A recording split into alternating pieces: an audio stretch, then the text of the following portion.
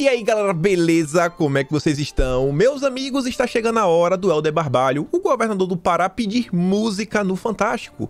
Mais uma vez, o Ministério Público pediu o afastamento do governador pelas compras irregulares durante a pandemia. Dinheiro gasto, de uma forma muito estranha. A gente vai comentar sobre isso, vamos comentar um pouco também sobre os governadores, a questão da pandemia, porque Bolsonaro fala disso novamente da live, e tem algo interessante, a participação do ministro da Cidadania lá. Quero comentar sobre isso, e quero trazer uma informaçãozinha que vocês não vão achar na mídia, informação de bastidor bem interessante. Ainda falando de informação de bastidor interessante, tem outra aí que eu falei ontem no Telegram para quem tava lá, falei, ó pessoal, fiquem de olho em qualquer notícia relativa aí ao próximo STF. Também vamos comentar sobre isso. E já que falei da live, teve live de Bolsonaro, mas também teve live do Lula. E foi assunto lá, o pessoal discutindo quem teve mais audiência. Vale a pena comentar sobre isso de forma leve, mas vale a pena comentar sobre um dos assuntos que o Lula tratou na live. Não é os ataques que ele fez a Bolsonaro nem nada, mas o Lula fez questão de comentar sobre o manifesto que o João Dória, Eduardo Leite, Ciro Gomes, Mandetta, o Amoedo, Luciano Huck fizeram contra Bolsonaro. E é bem interessante olhar, porque tem um cenário onde três forças estão começando a batalhar entre si. A gente pode falar isso, é meio complicado, porque na verdade Lula e o pessoal aí da Frente Ampla estão vendo aí quem que vai sair na frente. Vamos comentar sobre isso, vamos também comentar sobre a comunicação do governo, vamos falar sobre o Onyx Lorenzoni. Cara, tem mais o que pra falar? Vou falar um pouco do Felipe Martins. Vamos falar de uma lei aí, cara, que me deixou assim, sabe, receoso. Uma lei que pode ser usada pra piorar, sabe, as coisas para a direita e a gente perder ainda mais a nossa liberdade de expressão. Espero que tenha tempo de falar tudo, mas já vamos comentar aqui rapidamente sobre o Helder Barbalho, que tem que deixar ele brilhar, sabe? É nesses momentos que a gente tem que dar voz mesmo. Não, aqui, ó, vai ganhar toda a audiência que ele merece. Você vê, ó, o Ministério Público do Pará fala o seguinte, ó. MP pede que Helder Barbalho seja afastado do cargo do governo por irregularidades. A ação é um desdobramento da investigação sobre irregularidades na compra de 1.600 bombas de infusão adquiridas lá no país do chefe do Dória durante a pandemia. Segundo o MP do Pará, houve direcionamento na compra e desvio de 3,5 milhões. Quem poderia imaginar, desviando dinheiro. A ação é assinada pelo procurador-geral Gilberto Martins e acusa ex-servidores, empresários, de envolvimento em esquema de fraudes. Na fraude que? Compra de 1.600 bombas de infusão. Segundo o MP, os equipamentos foram comprados por R$ 8.400 de forma irregular e a contratação da empresa SKN do Brasil foi direcionada a partir de um contrato celebrado com valores praticados acima do mercado, valores superfaturados, muito mais caro do que deveria ser. Ainda de acordo com a ação, a empresa não teria capacidade técnica para fornecer este tipo de serviço. A ação cita ainda que, olha só, o governo do Pará, comandado pelo Helder Barbalho, agiu de forma ilegal ao fazer o pagamento de forma adiantada, sem as garantias de entrega, e que a Secretaria de Saúde Pública do Estado fechou o contrato sem exigir documentações obrigatórias. Você vê, Eu conheço pessoas que ao longo da vida já fizeram algum serviço para o governo e sempre reclamam assim, não, o governo até paga relativamente bem, mas demora, é um trabalho para receber do governo, e o Helder Barbalho mostra que não, o governo mudou, estamos pagando no antecipado. É verdade, viu? E aí, dessa vez, está nas mãos do TJ, Tribunal de Justiça do Pará, julgar a ação. Da última vez, o STJ livrou o Helder Barbalho. Será que agora o TJ também vai livrar ele? Teremos que ir para a terceira vez, aí ele vai pedir música no Fantástico? Será essa vez que o Helder Barbalho vai responder pelos absurdos que ele fez? Mas estão deixando a gente sonhar.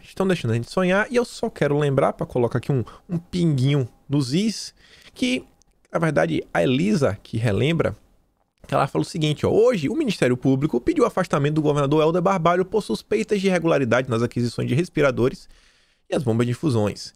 Só que no dia 18 de maio do ano passado, fora do Ministério da Saúde, a convite da Comunitas, que é uma ONG aí de esquerda, o Mandetta desembarcava no Pará para ajudar no combate à pandemia, ajudar nas coisas, ver lá se conseguia desembolar, fazer um lobbyzinho, articular com algumas empresas, algumas compras.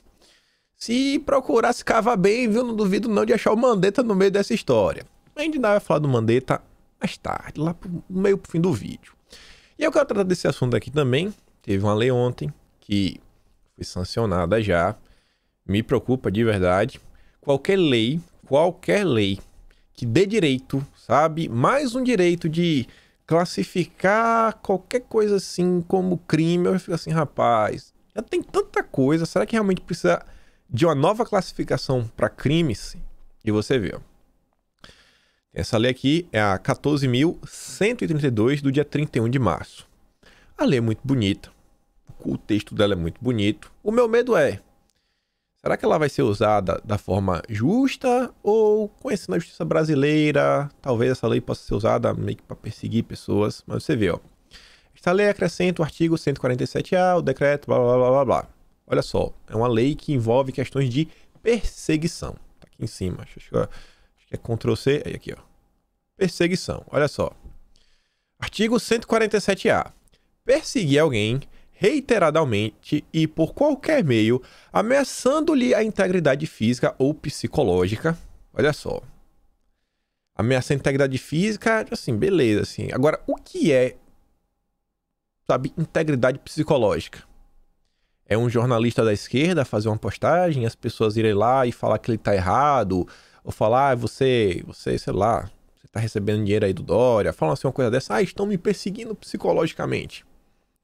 Sei, né? Eu acho que o Felipe Neto é mestre nisso, né? Em falar que ele está sendo ameaçado psicologicamente.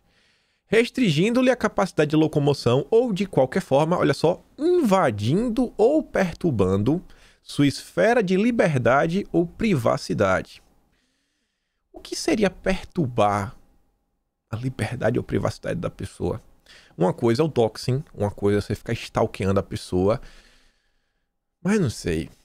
Isso daqui pra mim tem aquele cheiro que a esquerda vai se vitimizar e vai querer usar essa lei contra a direita, assim como o STF usou a Lei de Segurança Nacional contra o pessoal. Não sei. Não achei isso muito bom. Até alguns deputados da base compartilharam isso daí. A meu ver, eu não gostei disso. Me desculpa, quem gostou, não gostei. E diz, ó, vai ter uma pena de reclusão de 6 meses a 2 anos e multa. E aí a pena vai ser aumentada se o crime for cometido contra criança, adolescente ou idoso, contra a mulher, por razão de condição de ser mulher, mediante concurso de 2 ou mais pessoas com emprego de algum objeto aí, né, que faz bang bang. As penas desse artigo são aplicáveis sem prejuízo das correspondentes à violência. Somente se procede mediante representação. Fiquei meio assim, né? Achei meio complicado. E aí eu pergunto, por exemplo, olha só, o Alexandre Garcia, tô sentindo que o Alexandre Garcia se tornou um novo alvo desse pessoal da esquerda. Por quê? E ontem fiz uma postagem e falou o seguinte, ao meu lado, ou ao lado do meu amigo Alexandre Garcia, estamos preparando algo muito especial para o nosso Brasil, fiquem atentos. Falou alguma coisa demais? Aí vem o Verdivaldo falar o seguinte, ó, a tradução não tá muito boa, mas a melhor tradução do primeiro parágrafo é o seguinte, o Alexandre Garcia foi o último porta-voz nomeado, sabe, durante o regime militar, lá para ser o porta-voz do general João Batista Figueiredo. Assim, não, como é que eu faço que o cara é uma ditadura militar? Ele é atualmente empregado como analista e comentarista da CNN. Isso aqui tá com um cheirinho de perseguição, né? E você vê, ó, o Sleeping Jazz fala a mesma coisa. Alexandre Garcia mente ao dizer que 350 milhões de brasileiros vieram a óbito de doenças respiratórias. O Brasil tem 220 milhões de habitantes. Para piorar, o dado é apresentado para diminuir o peso das mais de 300 mil óbitos que o Brasil teve, blá, blá, blá, blá, blá, blá. Ele deve ter se atrapalhado, né, nos números. Em vez de falar 1000, falou milhões. Foi um erro.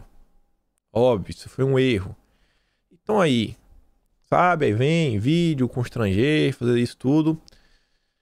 Beleza, nesse caso eu acho que realmente é só uma crítica até o momento. Mas e aí, se esse negócio aí se avançar, que a gente sabe como é que essa esquerda gosta de fazer. O que o Sleeping Giants mesmo tava fazendo. Sabe, a liberdade das pessoas falarem o que quiserem. Essa lei pode ser aplicada contra o pessoal da esquerda ou será que essa lei vai ser utilizada contra o pessoal da direita? Não sei. Me deixa assim um pouco temeroso. Você vê, por exemplo, aqui a Tabata Amaral. Ela entrou, falou que ia entrar e entrou. Ela prometeu, mostrei para vocês ontem, ó, todo deputado que fizer aí menção ao regime militar, à Revolução de 64, eu vou entrar no Conselho de Ética. Falou e fez. Em 24 horas, a Tabata já representou todo mundo. Se for uma representação cheia de base, se não foi, eu não sei. Eu sei que ela fez, deixou o pessoal da esquerda feliz. Isso daqui, eu acho que é muito melhor do que um tweet. Se você é um cara da esquerda, pensa assim, você é um militante do PT. Você é um petista que grita Lula livre. Você queria ver esse pessoal, sabe, a Tabata, o Marcelo Freixo, fazendo um tweetzinho, olha só, eles falaram isso daí, blá blá blá. Ou você prefere ver eles entrando no conselho de ética contra o pessoal da direita, que você odeia, os milicianos? Porque o pessoal, né, também da direita, quando esse pessoal louva Cuba, Venezuela, as ditaduras, sabe? Eu vou fazer uma postagem no Twitter. Tabata, eu acho que tá jogando do jeito que funciona, né? Você vê, ó. Tabata representou contra 8 deputados no Conselho de Ética da Câmara por suposta apologia à ditadura. Os episódios narrados por ela, a integrante do movimento Acredita, ocorreram ontem no aniversário de 57 anos do golpe de 64. E aí colocou Eduardo Bolsonaro, General Gerão, Coronel Armando, Giga Peixoto, Cabo Júnior Amaral, Carlos Jordi, Antônio de Paula e Sargento Farru. Não liberou pra ninguém. Liberou pra ninguém. A gente precisa de pessoas na direita que comecem a utilizar a máquina como ela deve ser utilizada. Tô cansado da gente, sabe, ficar perdendo. E aí você vê, né? Se o pessoal lá, as pessoas foram lá começar a falar várias coisas pra Tabata. Isso aqui, aquilo, outro, você é da bancada do Lema, foi o Lema que mandou você fazer isso? Será que a Tabata pode falar que ela tá sentindo assim sua privacidade sendo invadida, sua liberdade, um tormento psicológico e aplicar a lei contra as pessoas? Eu odeio esse tipo de lei. Odeio, mas já foi sancionada. Não vi nenhum deputado da base sequer comentar que isso estava sendo votado. Vamos tentar barrar. Parece que a direita sempre acha, né? E o pau que bate em Chico bate em Francisco. Não, isso não acontece. Não no Brasil, não com a direita. Enfim. Ainda sobre essa questão aqui do regime militar, você vê, né? Quão ridículo são as coisas. William Vac. Bolsonaro mostrou-se incompetente até para imaginar um golpe.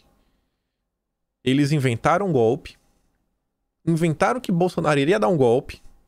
Óbvio que não aconteceu. E aí eles colocam a culpa em Bolsonaro. Bolsonaro não conseguiu aplicar o golpe que a gente inventou para ele. A mídia brasileira é sensacional. E aí o Fábio Gomes, diretor lá da CEALF do MEC, disse o seguinte, talvez sua opinião seja essa porque o tal golpe existe justamente apenas como uma narrativa fantasiosa na sua imaginação.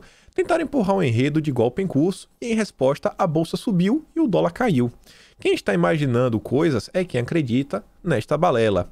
E eu gostei disso aqui, é um perfil de humor mesmo, é o World News, ele pega assim as matérias, tenta fazer algo assim absurdo, é tipo um sensacionalista, só que inteligente, né?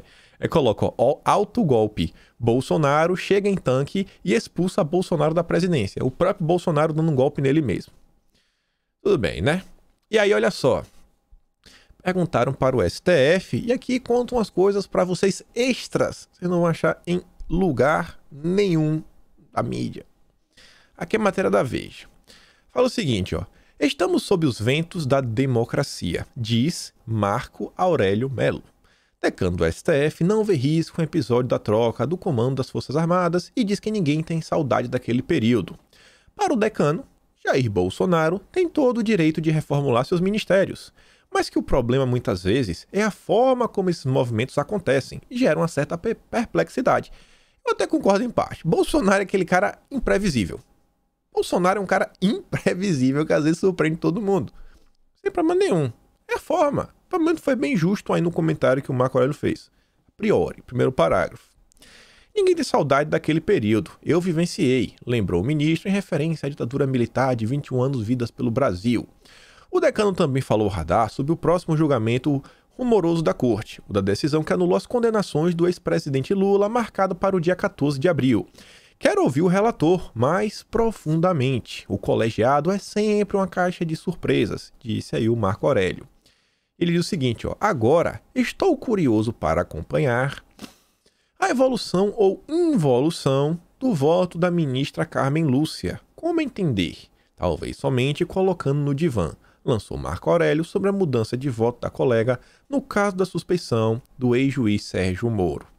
Até então, o Marco Aurélio vem se posicionando que, por ele, o Lula continuava condenado e o Moro continuava aí, né, como o certo da história. Tá achando ruim. O que esperar desse julgamento? Obviamente, o Barroso vai votar pela soltura do Lula, o Fachin também. Isso aí é certo. O Gilmar Mendes vai porque ele quer ver o Moro se dando muito mal. A tendência é que o Toffoli também. Só aí já tem uns 4 votos. São 6. Se mais de 2 votarem, o Lula tá livre. Eu acho muito difícil, mas muito difícil o Lula se dar mal nessa. Mas resta às vezes sonhar. Mas eu falei pra vocês que eu ia contar uma coisa extra, mas eu quero mostrar essa matéria aqui da Cruzoé. Quem são os ministros que a Cruzoé tem acesso? Vamos pensar, ó. Não é o Toffoli. Por quê? Porque eles soltaram matéria contra o Toffoli. E eles falam que o Toffoli... Na verdade, não falam não. Isso realmente aconteceu. O inquérito do fim do mundo começa aí contra o pessoal da Cruzoé. Aí depois, hoje em dia, eles batem palma porque tá perseguindo os bolsonaristas. Sendo que, na época, os bolsonaristas defenderam esse pessoal. Mas tudo bem. Então não é o Toffoli. Eles não têm acesso ao Toffoli. O Gilmar, eles odeiam. Odeiam com todas as forças.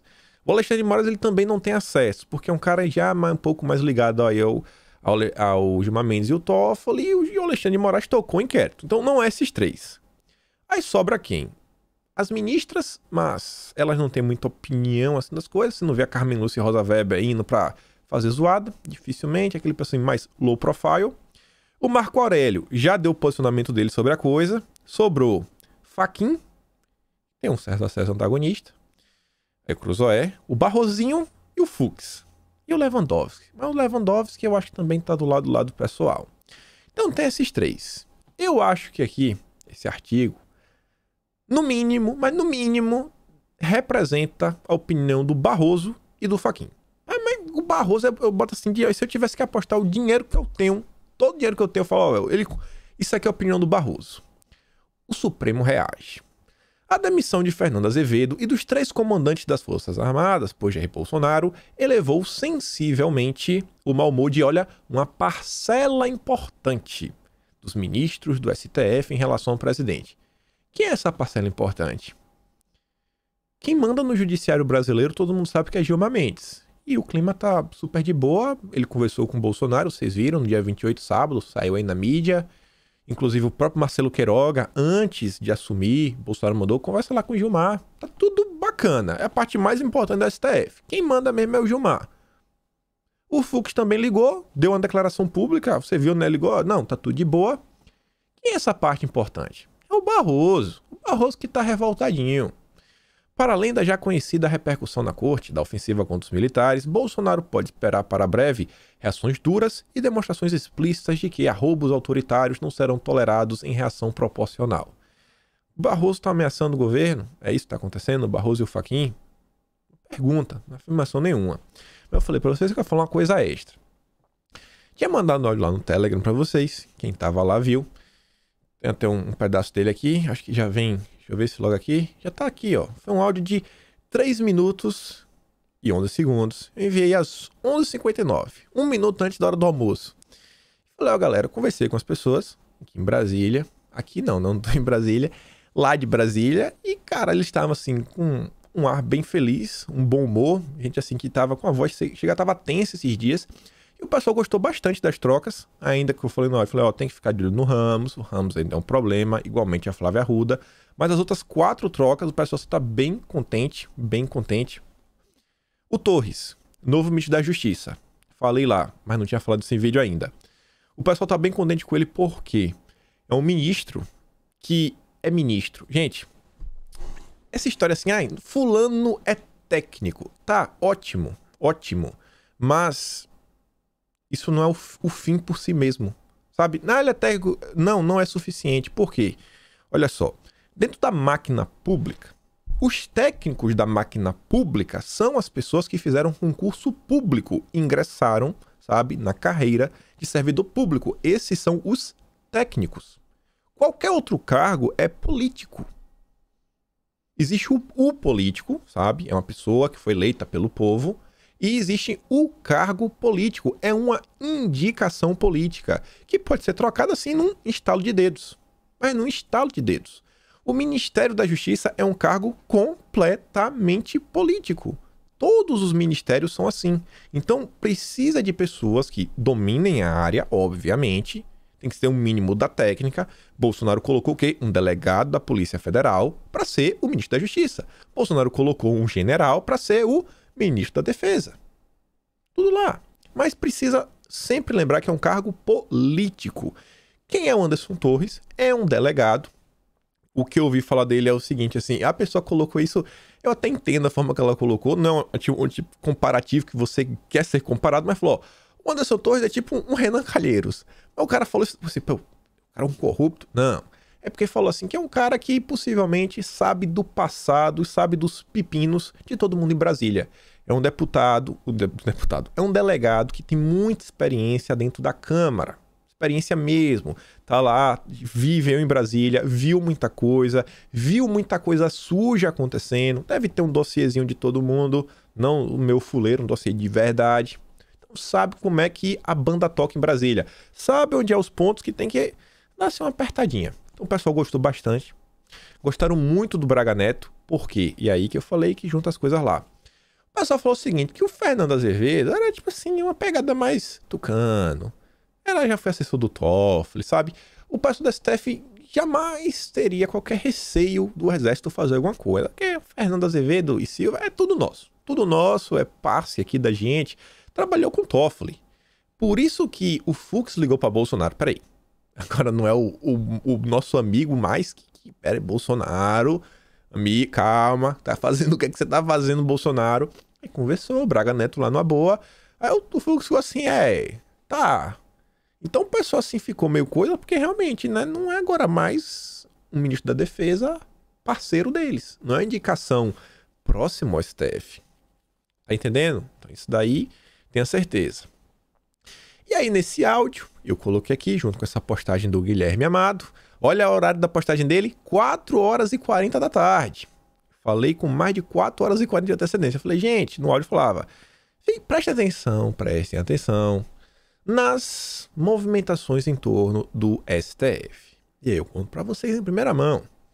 Também ouvi do pessoal o seguinte, eu já havia comentado com vocês, acho que no vídeo de ontem, de anteontem, saiu uma matéria no Migalhas, eu falei, pessoal, vale a pena olhar de onde a matéria está vindo. Tá vindo do Migalhas. O nome pode parecer brincadeira, Migalhas, só que você tem, no âmbito jurídico, 3 grandes portais. O Migalhas, o Conjur e o Jota. Se eles estão falando, é um pessoal que realmente tem informação daquela área. E eles falavam que Bolsonaro estava a procurar por um novo nome, que até então, o nome que realmente vinha sendo vinculado, e eu estava ouvindo, era o André Mendonça. Não que ainda não esteja. Ainda segue no páreo. Segue mesmo. Só que também, olha só isso daqui. E eu falava, fica ligeiro aí que tem coisa acontecendo. E o Guilherme Amado diz o seguinte, o PGR, Augusto Aras, que tenta convencer Bolsonaro que não precisa ser terrivelmente evangélico para chegar ao STF, agradando o segmento, pediu ao Supremo que suspenda nacionalmente os decretos fechando cultos e missas para proteção contra a pandemia.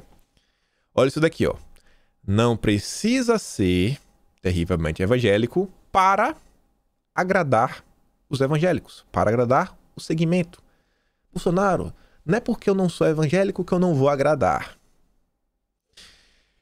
Bolsonaro está muito incomodado pelo fato que você ou está desempregado por causa dos governadores ou está tendo seu emprego ameaçado. Ele realmente está incomodado. Gente, a saída do Levi já estava prevista. Só foi adiantada porque, já que o Ernesto estava indo, vamos fazer logo uma reforma ministerial. E o Bolsonaro também está chateado com o Mendonça. Também está chateado. Em primeiro momento eu achava que o Mendonça também estava se resguardando por causa do STF, mas o Bolsonaro está bem chateado com ele. E aí, eu soube que o Silas Malafaia conversou com Aras, falou, Aras, ajuda o povo, Aras. Ajuda o povo que eu te ajudo. E você sabe que o Silas Malafaia é uma voz forte dentro dos evangélicos, dentro dos políticos evangélicos. E meio que o Aras resolveu, eu vou acreditar, né? Se eu lutar pelo povo, vou ganhar uma forcinha. E parece que o Aras realmente agora tá forte. O Aras vem forte, mas tão forte, você vê, governo Bolsonaro vai ao STF para liberar atividade religiosa. Tá tão forte que agora o André Mendonça também resolveu fazer a mesma coisa. O Mendonça agora resolveu tomar iniciativa porque viu que o Aras cresceu. Agora a Mendonça tá com a testosterona lá em cima. E aí, Mendonça? Aí não dá, né? Olha, rapaz, o cargo no STF faz mudança, sabe? É o milagre da Páscoa, sabe? O milagre da multiplicação dos pães. Mendonça aí, meu amigo, depois que viu o que o Aras fez, que cresceu no cenário, que agora tá com apoio forte, aí lá vem o Mendonça. E o próprio, eu não duvido que o próprio Silas Malafaia, o personagem todo, falou pro Bolsonaro o seguinte: ô Bolsonaro, tá vendo o Aras ali? Ele não é evangélico, ele é nosso. Vai nele que o apoio evangélico é seu.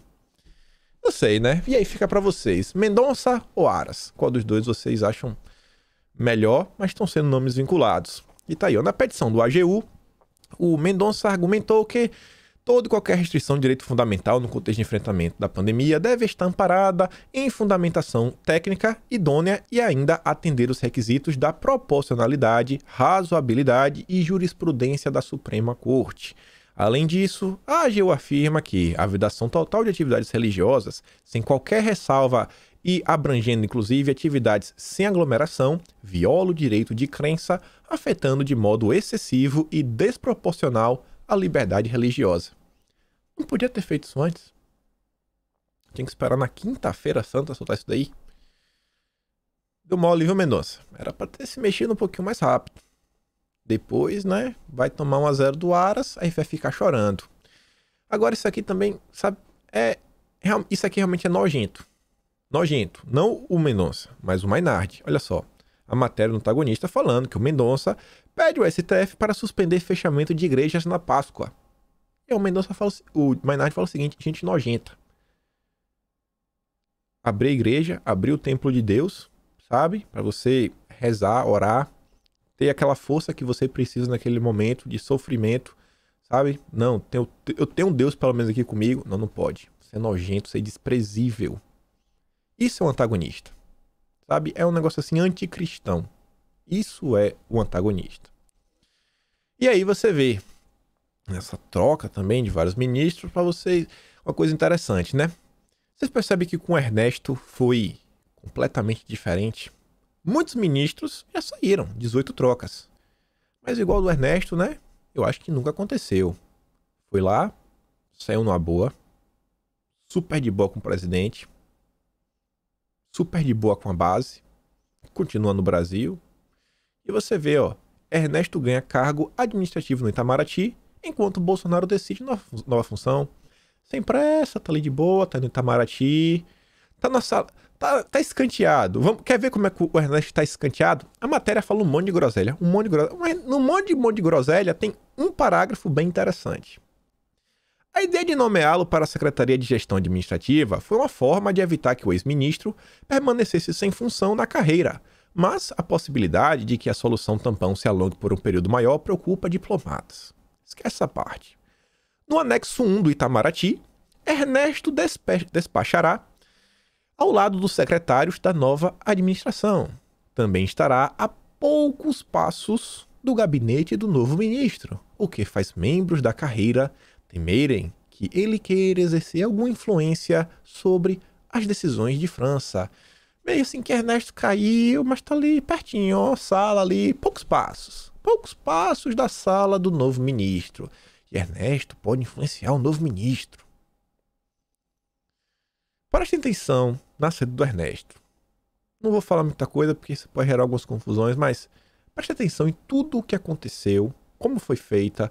Lembre que Ernesto é um cara que pensa com a cabeça, não com o fígado. Pense no que ele fez, na postagem. Pense se ele achava que iria ter aquela repercussão, ele foi pego de surpresa. Se ele achava ou não que o Senado ia tratar as coisas daquela forma. Qual foram os assuntos que ele trouxe à tona? Ele tirou o véu, né? O véu da ilusão, para falar assim. Pense bastante. Não quero falar muito sobre isso para não dar muito pano para manga. E aí, que tá falando aqui em embaixadas, Felipe Martins, vale a pena comentar um pouco sobre o caso. Você vê, né, que o embaixador de Israel saiu em defesa de Felipe Martins. Mas a mídia toda, né, fazendo vários absurdos, falando absurdidade sobre o nosso Felipe. E no áudio, eu também falei para vocês, falei, ó, pessoal, tudo indica aí que o Felipe fica mesmo. E o Felipe tá próximo da família Bolsonaro, que é bom. Olha aí a foto. 4 horas e 45 minutos depois, olha onde tá o Felipe Martins. Com quem? Com Dudu 03. Confia. O índice de acerto tá bom, né? O índice de acerto tá bom. Confia que tá dando certo. E aí, ontem nas redes, só pra fechar aqui, acho que de vez o assunto do Felipe Martins, vem lá o Guga Noblar pra falar essa besteira aqui, que o gabinete do ódio tá pistolinha comigo. Felipe Martins espalhando a imagem de vídeo meu no exato momento em que a minha mão lembra o gesto que ele fez, blá blá blá. Lembra? É o mesmo gesto. Mesmo. Aí vem o André Guedes e fala o seguinte, ó. Eu duvido acharem uma foto de qualquer pessoa no mundo ajeitando a lapela daquela maneira. E o Felipe Trielli falou, calma, calma. Sou músico, mas eu sei usar o Google. O Felipe Trielli é um dos melhores músicos, inclusive da direita. Quem não conhece o canal dele, tem o TV Chinchila. Ele faz paródias de música a nível profissional. Ele, assim, enquanto técnico de música, ele tem um estúdio que é a Panela. Inclusive, o podcast do Senso Comum, lá do Flávio Morgenstern, é gravado no estúdio do Trielli. Quando eu tenho alguma dúvida, assim, pô, microfone isso, eu faço perguntas pro Trielli. É um cara bem solícito nas redes sociais. Se você quiser saber alguma coisa de música, equipamentos, pergunta lá que vez ou outra ele sempre tá respondendo o pessoal. E aí o Trielli fez questão de trazer aqui, ó, o amigão do André Guedes, ó, Danilo Gentili. Olha só. Eita, rapaz. Olha o rapazinho aqui também. Não sei quem é esse aqui. Bonito, é assim, né? Com detalhes vermelhos. Rapaz, parecendo que saiu do filme de Harry Potter. Ai, esse pessoal é muito hipócrita. Mas tudo bem. E aí, mudando de assunto um pouquinho, falando de comunicação, o Onyx Lorenzoni, foi no Datena. Eu quero mostrar... Eu fiquei assim, mostra ou não mostra o pedaço do áudio, porque o áudio é meio grande, mas eu quero mostrar só o início do áudio. Olha o que o Onyx estava falando. Quem é que afrontou princípios democráticos e constitucionais ao atacar pessoas que estão trabalhando, ao impedir o ir e vir das pessoas aí em São Paulo? Quem é que decretou isso? Quem é que bloqueou o sagrado direito do cidadão trabalhar para poder levar alimento para sua casa? É o mesmo sujeito que, quando tem a caneta na mão, ele impede que as pessoas trabalhem, ele bloqueia o ir e vir das pessoas, ele estabelece horários onde as pessoas podem exercer as suas atividades. Esse cidadão, ele é um democrata ou ele tem um viés autoritário? Aqui tá bom. Aqui tá bom. Você vê. Quantos ministros do governo a gente vê, sabe?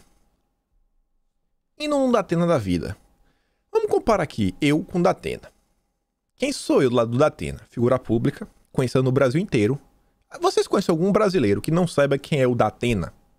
Você não sabe quem é o Datena? Não sei quem é. Assistir, talvez não assista, mas sabe quem é o Datena. O Datena passa na TV, na internet e na rádio. É uma figura com muito acesso. Sabe, assim, muito alcance, desculpa. E é principalmente ouvido pelo pessoal lá de Paulista, né? A Rádio Bandeirante tá falando muita coisa de São Paulo, às vezes. Faz aquelas coberturas ao vivo do que tá acontecendo. Aí o Onyx, olha só, tá indo na grande mídia, um alto alcance, alta capilaridade, para mostrar as hipocrisias. Conseguindo furar essa bolha. Porque o Datena, ele fala pra uma bolha que não é a mesma bolha que a direita fala. Isso aqui é importantíssimo. Quantas pessoas do governo vem fazendo isso? E não só fazendo nível entrevista. Olha o tempo que demorou, sabe? Até o governo começar a entrar na batalha das narrativas para quebrar a narrativa. Era só Bolsonaro lutando sozinho. Sozinho. Não é a primeira vez que eu tô vendo o Onyx fazer isso. Não é a primeira vez. Imagina, gente, se todos os ministros aproveitassem da situação para ajudar Bolsonaro. Quando o Ricardo Salles foi no Direto ao Ponto do Augusto Nunes, ele defendeu. Deixa eu tentar lembrar aqui de mais de algum ministro que deu entrevista recentemente. O Tarcísio, ele deu entrevista para uma rádio, acho que esqueci o nome da rádio, ele falou também, é uma rádio assim, do pessoal do mercado financeiro, ele defendeu o governo, mas é um negócio assim, um negócio de nicho, é pro mercado financeiro. Eu não lembro, vocês estão vendo assim, algum dos nossos ministros indo conversar com a mídia para ajudar isso daí? Ah, não sei o que. Gente, isso aqui fala para um público que não é. Menos mal, né, os ministros... Pelo menos assim, não estão falando nada. Então, do jeito que tá, calado, continua. Mas você pega, por exemplo, o Mourão. O Mourão conversa com a mídia. Mais do que os ministros, às vezes. E o Mourão, quando conversa, dando a bola fora. Já pensou se a gente tivesse realmente assim, um time no governo focado? Não, a gente vai fazer a técnica, mas também vamos fazer a política. E agir de forma política, a comunicação. Imagina que tivesse um vice-presidente que jogasse para somar. Olha como os brasileiros, sabe, a esquerda brasileira venera a vice-presidente dos Estados Unidos. Olha como os brasileiros da esquerda, os petistas, veneram a vice-presidente da Argentina, Cristina Kirchner, que é do Foro de São Paulo. Mas a gente tivesse um vice-presidente para ajudar. Eu espero que em 2022 Bolsonaro venha realmente assim com um nome muito bom. Faça assim um papel bem similar que o Onyx vem fazendo. Venha, não sei o que fez, não vem fazendo não, né? Ele fez nessa entrevista, só aqui falando. Ele também fez a pergunta de 1 milhão. Onde foram parar as doses que o governo enviou? De tudo que o governo enviou, só 60% foi aplicado. Tem assim, 40% das doses não foram aplicadas ainda. Onde é que está? Isso é bem interessante. Porque o cara tá lá, tá trabalhando, tá ouvindo e fala, peraí, quer dizer que tem? E o Dória não aplicou? Ou o Bruno Covas não aplicou? Que história é essa, rapaz? Que história é essa? Tem que quebrar a narrativa. É essencial. É essencial. Não é só técnica, é política. E na parte da política, né, a disputa de narrativas e comunicação é essencial. Mas tudo bem, vamos adiantar. E olha só essa matéria. Só a manchete já é o suficiente e diz muita coisa. Com saída de Marquinhos Show, saúde dá guinada na comunicação. Ah, peraí, você tá falando que o Marquinhos Show é o problema? Não, eu não quero entrar no mérito do Marquinhos Show. Eu não quero. Esquece o Marquinhos Show, deixa ele lá. Tanto faz como tanto fez, eu não sei o que é verdade e o que é mentira. O interessante é as últimas 3 palavras, né? Não sei se não é uma palavra, mas guinada na comunicação. O jornal O Globo está reconhecendo que a comunicação do governo melhorou. A comunicação do governo melhorou. Quando teve a troca, eu falei, gente, uma das principais mudanças é a questão do interesse em mudar a comunicação. O Pazuello, eu falei pra vocês na época, eu falei, pô, o Pazuello tem um trabalho muito bom, logística é uma parafernália que eu já trabalhei em fábrica, indústria. Eu vi o que era logística, eu não quero trabalhar com isso nunca na minha vida, nunca mesmo, é uma coisa assim de doido. Acho que só não é pior do que a manutenção e a produção. Tá pau a pau ali. E você vê, já veio, mudou, que o Globo teve que baixar a cabeça. Falou, o Ministério da Comunicação deu uma guinada na comunicação. O governo agora vem na escalada. O governo vem na escalada, tá ganhando território. A gente vai ter que bater mais forte no governo. Vocês entendem assim, as nuances que você consegue pegar só na manchete e falar, rapaz, tá assumindo que tá perdendo, né? Tá assumindo que o jogo tá virando. Mas calma, né? Você sabe que a mídia vai se reinventar. E aí tivemos a live ontem e eu achei uma coisa interessante. Não gosto do Roma. Não conhecia ele. Quando eu conheci o Roma, conversando com pessoas na Bahia, não tive boas referências. Mas, na live ontem, eu achei ele muito safo. Cara safo. Você vê. Ele é do DEM. Vai juntando. Ele é do DEM. O DEM tá naqueles partidos, né, que estão, assim, se aproximando do governo. Tem o Roma de ministro. Tereza Cristina de ministro. O Onyx de ministro. O ACM Neto sabe que vai ser necessário o apoio de Bolsonaro. A própria Veja falou isso. Semineto, o único jeito para ele é colar em Bolsonaro. Por quê? Porque tem um candidato do PT. Ele vai disputar com um candidato do PT. Ou seja, ele não vai ter o apoio da esquerda. Quem que da esquerda que vai apoiar o Semineto se você tem, do outro lado, um petista? Um cara ligado a Ciro Gomes. A única chance do Semineto é colar em Bolsonaro. E ele quer a todo custo. A família Magalhães na Bahia, meu Deus, eu acho que é pior do que o Ferreira Gomes. Sabe, assim, os coronéis, eles estão muito tempo longe do governo do estado, perderam por 16 anos seguidos. Então o pessoal tá com fome de vitória. Querem ganhar a todo custo. E aí você vê o Roma, vem, elogia Bolsonaro. Ele cortou Bolsonaro, falou, peraí, presidente, aguenta aí. Se liga, deixa que eu vou falar. Não podemos confundir com medidas de distanciamento com isolamento. Eu falei, não acredito. Peraí, o cara tá falando que não é pra ficar todo mundo trancado em casa? O cara quer aqui quase, sabe, boneco de ventríloco? O cara bota aquele bonequinho, não fala nada, só mexe a barriga e o bonequinho fala. É como se fosse aqui do ACM Neto. Eu falei, peraí, o cara tá aqui, tá defendendo que o povo precisa trabalhar. Discurso assim, relativamente similar de Bolsonaro. Eu falei, rapaz, olha, o DEM tá se posicionando aqui, né? Um partido que a tendência vai ser colar junto com o Bolsonaro. Aí ele já aproveitou pra mandar um salve lá pro Colbert, de Feira de Minha Cidade. Não presta mesmo. Vixe, Colbert, meu Deus. Foi o menos pior, porque era Colbert ou Zé Neto, que é do PT. Não presta, mas tudo bem. Foi lá, mandou um salve. Elogiou o Tarcísio, político nato. Não, obrigado, Tarcísio, por ter duplicado lá a BR-116, a Flor de Santa Bárbara. A Santa Bárbara é bem conhecida na Bahia pelo requeijão, já falou do requeijão, ele falou que tinha que trazer um requeijão para Bolsonaro. Falei, meu pai, interessante, hein? Você vê a movimentação do partido. Você tem que olhar esse cara como se fosse o DEM. Esquece que é assim o rostinho dele, bonitinho aqui de óculos, cabelinho pulado, assim, lisinho.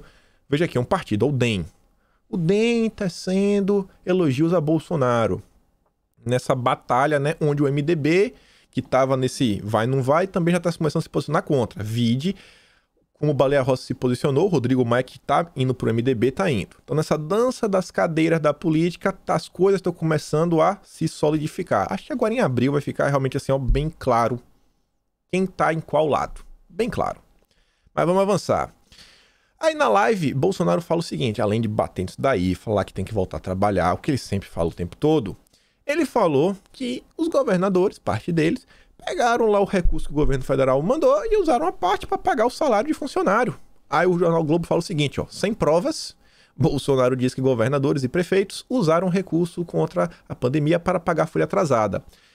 Campo Grande News, Demagogia do Oprimido, nos traz aqui essa matéria fantástica que fala o seguinte, ó, em plena pandemia, dinheiro usado para combater, né, o grande problema, é usado para pagar salários.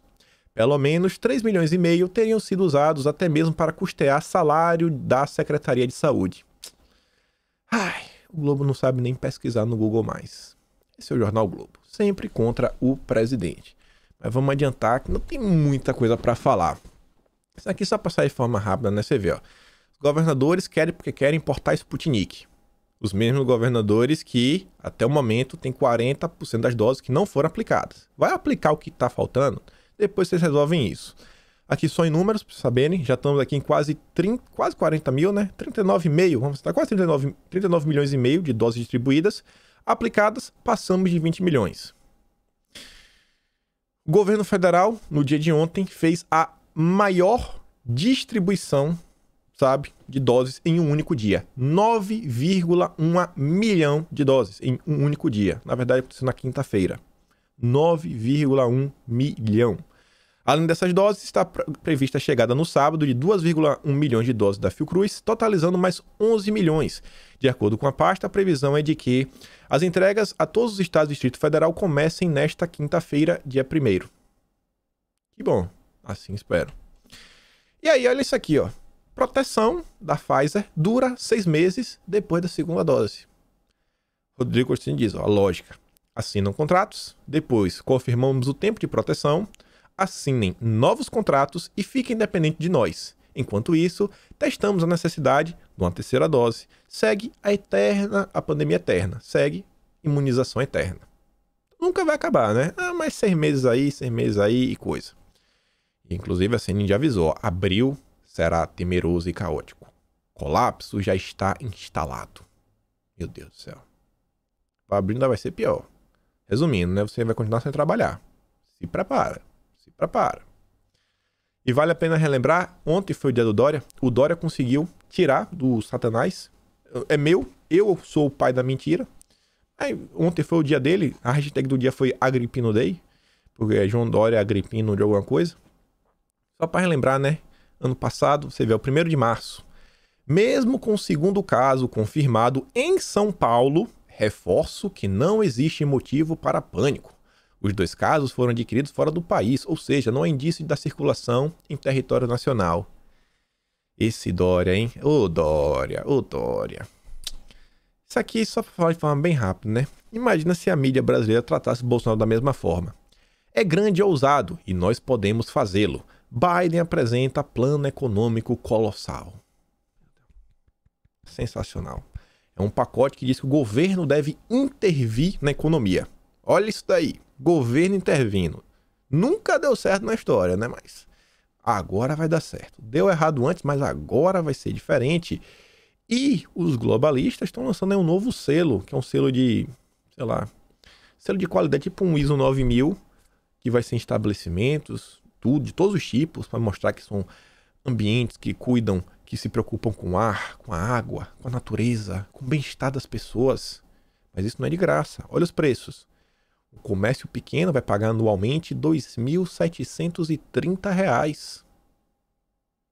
Ai, meu amigo. Olha aí, ó. Quem não tiver o selo, daqui a um gordinho não vai poder nem comprar nem vender. Estava, acho que na Bíblia, viu? Acho que estava na Bíblia. E esse pessoal que prega essas coisas tá colocando o mundo nesse nível de maluquice, ó. Olha só. precisa nem explicar, né? Tudo bem. E aí chegamos na parte interessante, eu espero que eu consiga explicar isso aqui tudo em 14 minutos. Manifesto de presidenciáveis sinaliza aliança, mas diferenças persistem. O pessoal se juntou, mas ainda tem uma diferença entre eles. Você vê, ó. Segundo a Folha ouviu de pessoas ligadas à confecção do texto, o que motivou o grupo foi a necessidade de marcar a entrada no debate público, no momento agudo de crise, sob domínio narrativo da polarização entre Jair Bolsonaro e o Lula. A Frente Ampla viu que, cara, tá complicado, a gente tem que marcar território, senão a gente vai ser completamente, sabe, consumido, destruído, passado por cima, ninguém nem vai saber da nossa existência. Ou a gente entra agora, vai ser Bolsonaro e Lula e não vai ter o que a gente fazer. E eu acho que dificilmente eles vão emplacar. O nome do candidato 3 vezes à presidência foi a ideia de Mandetta. Aqui tá falando Ciro Gomes. O Mandetta que chamou Ciro Gomes. Aqui, né? Tá bom, vou fingir que acredito. Aliado de Fernando Henrique Cardoso, o ex-presidente, que passou os últimos anos buscando um nome centrista viável, se animaram. Ninguém gosta, especialmente de Ciro, dado que ele é visto como radical de centro-esquerda, dado a populismos. Mas, ninguém gosta, mas, naquele momento, né, todos lembraram que o Ciro Gomes, ele já foi tucano, olha só, e ele é próximo de quem? Lá, ele é próximo do cacique do partido no Ceará, o senador Papai Tasso Gereissati, que tanto falo para vocês. Assim como já foi ministro de Lula, embora hoje nutra horror ao PT. Porque né, ele foi tesourado, mostrei para vocês ontem, ele era o nome lá do Foro de São Paulo que não assumiu. E o Disseu prometeu que todo mundo ia ser. A entrada de Ciro, olha só lê o que tá em amarelo. Ó. A entrada de Ciro muda o nível do jogo. Por quê? Porque agora é a chance do pessoal da Frente Ampla tentar cooptar a esquerda para valer. A esquerda pessoalista mesmo, esse pessoal comunista. Muda o jogo. O Dória, ele não consegue pegar esses votos. De jeito nenhum. Sabe? Eduardo Leite, Mandetta, Amoedo, Moro. Esquece. Como? O Ciro é essencial para essa gente. Aí vem, não, o presidenciável, óbvio, é o Ciro, que está em campanha desde 2018, quando amelhou 12,47% dos votos, blá, blá, blá, blá. Se isso pode ser uma costura para um primeiro turno, é bastante difícil de predizer, mas há certeza, diz um cacique do PDT, que apenas o nome deveria se apresentar de fato entre Bolsonaro e Lula. Obviamente, ele quer que seja do cearense. Quem é o nome da Frente Ampla? Já falei, Ciro Gomes. A Folha de São Paulo está falando isso. A chegada do Centrão ao Planalto e a chave do cofre de emendas na figura da Secretaria de Governo, entregue nessa semana a Flávia Arruda, olha só, também cimentou no grupo a certeza de uma blindagem contra eventual impeachment de Bolsonaro. E o que eu ouvi também é que o pessoal tá assim com a voz feliz, é que vão falando, ó, pessoal, falei com o deputado, o clima acalmou, e solto aqui um easter egg. A gente tá em período de Páscoa, né? Que sabe que easter egg é assim, você deixa assim um negócio assim no ar pra pessoa pegar, refletir sobre isso. O Lira, aparentemente, eles têm assim uns sonhos políticos que dependem de ter apoio do governo. Tipo um ACM-Neto. Ele quer ter o apoio de Bolsonaro para 2022. Então, dificilmente ele vai, né, criar problemas. Dificilmente. Vamos esperar para ver. As pessoas estão com essa esperança. Mas vamos esperar para ver, inclusive, né, a oposição está dando isso como certo, que o Lira não vai criar problemas. Ausente ficou um apoiador da turma, o ex-ministro Moro, que apoiou, mas não assinou. Fumou, mas não tragou. E aí você vê, a gente vai falar do Moro ainda, mas olha só essa matéria. Priscila Cruz, que é do Todos pela Educação, que é do Lema, né? Não sei se ela que tuita, o Moro que manda ela twittar, tá compartilhando um texto do Érico Firmo, que é do jornal O Povo, que, olha só, Tasso, impeachment, Bolsonaro em Dilma. Um texto do Tasso, ela falando, temos que lutar contra a democracia, porque a ditadura pode voltar. Tá na Frente Ampla, né? E eu quero voltar naquela imagem. Olha onde estavam Todos pela Educação. Tá aqui, ó, desde sempre, ó. Tanto aqui quanto o Lema. Não tá precisando, que ela é só um peão. E nós temos nossa Frente Ampla, ó. Cirão, Eduardo Leite, Mandetta, o Huck, o Moro. Quem mais aqui assinou? O Dória eu não botei aqui, né? É isso mesmo. Todo mundo tá aqui. Todo mundo junto e misturado. Essa aí é a Frente Ampla que tá, né? Querendo decolar, não sei pra onde, né? Não sei pra onde é que esse pessoal vai chegar em 2022. E falando do Moro, fora de manifesto, Moro mantém linha direta com presidenciáveis. Saiu a matéria da Bela Megali falando que Moro tá conversando frequentemente com todo esse pessoal mesmo, todo mundo, sem exceção. Falou que só não tá conversando assim muito com Ciro Gomes, mas falou que já mantiveram algum tipo de contato. E fala que aliados, porém, diz que sua decisão não está tomada e quer fazer parte dos debates para evitar polarização entre Bolsonaro e Lula. Moro está visando aí uma vaguinha no Senado paranaense. Pelo amor de Deus, você que é do Paraná, não deixa Moro, né? Não vai deixar um cara desse entrar para a política brasileira. Mas vamos adiantar que ainda tem mais algumas coisas, que a gente tem que falar da entrevista do Lula. Manifesto de Ciro, Dória e Huck agrada a esquerda por defesa da democracia, mas é criticado por seletividade. Olha o que a Gleisi Hoffmann diz, ó. Pareceu-me um manifesto vetado para quem votou contra Bolsonaro. Vetou, assim, que quem era contra Bolsonaro não pode assinar isso. Foi um manifesto só para os apoiadores de Bolsonaro. Desconheço se alguém do campo da esquerda foi convidado a assinar. Ué, Ciro Gomes não é da esquerda? Ciro não é da esquerda, Gleisi. Você tá vendo, né? Já deu uma pancada. A Gleisi já deu uma pancada. Gleisi. Os presidentes das centrais sindicais ficaram no meio a meio. Alguns grupos apoiaram, a Força Sindical foi um deles. Mas a CUT, que é um dos maiores braços do PT, não. Esquece esse manifesto. Não. O Flávio Dino é aquele baladeiro, né? É o carinha que é o bulinado. Ele queria subir no carrinho, mas ninguém convidou ele, ó. Ele elogiou, mas não foi chamado. Flávio Dino, tu é um Zé Ninguém. Sai daqui de perto. Já o Juliano Medeiros, que é o presidente do PSOL, beleza, bonitinho, qualquer coisa contra Bolsonaro vale a pena, mas, meu amigo, é ingenuidade acreditar que PSDB, DEM novo, sabe, que criaram o caos que o Brasil tá, vão achar saídas viáveis para a crise. Não tem chance. O PSOL também já marcou território. O PSOL está fechado com o PT. PSOL e PT já estão carimbados juntos para 2022. A CUT também. E aí, o Lula deu entrevista. Lulinha criticou outros presidenciáveis que publicaram na quarta um manifesto. Ele não gostou, olha só. Só quem pode criticar Bolsonaro é ele, viu? O PT é um partido grande. Vamos construir alianças com setores de esquerda. Se for preciso alianças com o centro, vamos tentar. O manifesto criticado pelo ex-presidente é funcionado por todo esse pessoal. E olha só, o Lula aprova qualquer manifesto que defenda, blá blá blá blá blá. Mas todos eles tiveram a chance de deixar a democracia garantida e voltar na Haddad. Moro já puxou a carta do Bolsodória. Ó, Bolsodória. Não vale. Você é Bolsodória. Você é Bolsodória. Você não vai pegar os meus votos aqui na esquerda, Ciro Gomes. Você é Bolsodória. Mas preferiram votar em Bolsonaro. Diz, ó, Ciro foi para Paris, afinetou Lula. Ah, esse Lula, hein? O petista conversou por 1h20 com o Reinaldo Azevedo, blá blá blá, e vê o seguinte, ó.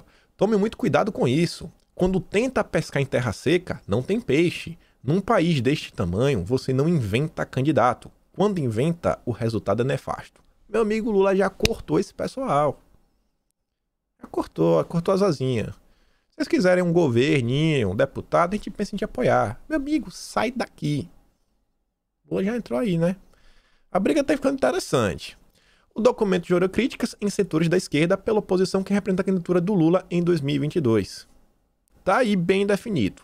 Foro de São Paulo versus Frente Ampla versus pessoas de bem do Brasil, né? Quem tá apoiando o governo Bolsonaro. É a luta do bem contra o mal, que tem dois tipos de mal, sabe? Um mal petista e um mal frente amplista. E você vê, ó, tentando diferenciar sua imagem de Bolsonaro, Lula destacou que sempre prezou pela liberdade de expressão e teve boas relações com empresários da comunicação. Tive boas relações com Saad, ó, citou por nome, família, Bandeirantes, com Silvio Santos e com a família Marinho, com os Frias, com o Estadão. O Lula tá mandando mensagem. Ó, a mídia comigo vai ter o cacau. O cacau que o Bolsonaro cortou comigo vai ter. Vem comigo que o dinheiro tá garantido. Até rimou.